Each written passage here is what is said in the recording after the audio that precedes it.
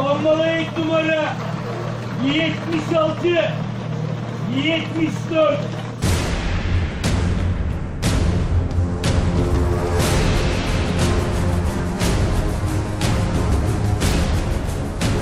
Kumarbazlar müşterilerini bu yoldan traktörle çadıra transferini yapıyordu.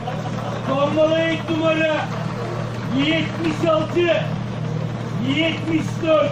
Tombala oynanırken kullanılan kartela ve yanındaki pullar. Ormanın içine çadır kumarhane kurdular, o çadırda kumar oynattılar.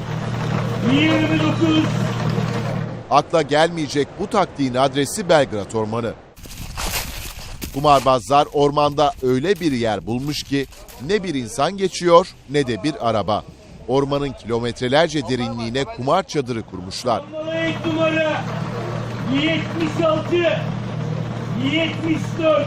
Patika yola girdik, dakikalardır yürüyoruz ancak halen de o çadır kasinoya ulaşmış değiliz. Bakalım önümüzde bizi nasıl bir yol bekliyor.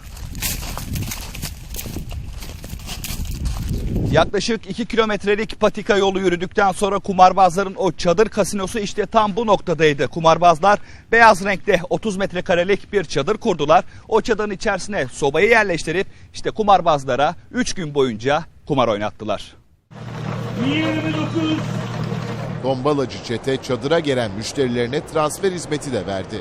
Müşteriler yol üzerinde araçlarını bıraktı. O çete çadıra gelenleri patika yoldan traktörle taşıdı. Patika yoldaki traktör lastiğinin izlerini görüyorsunuz. İşte o kumarbazlar müşterilerini traktörle bu yoldan geçip çadıra bırakıyordu. Sonrasında o müşteriler çadırda sabaha kadar kumar oynuyordu. Tombalacılar çadırın ışığını da traktörün aküsünden sağlıyordu. 3 gün süren bu kumar oyunu 4. gününde son buldu. Polis tombalacı çetenin yerini tespit etti. Çadır yıkıldı, çete üyeleri gözaltına alındı.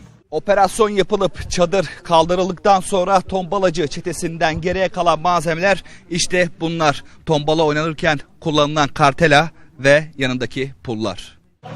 Tombala ilk numara 76, 74. Kaan Kalyoncu, TGRT Haber, İstanbul.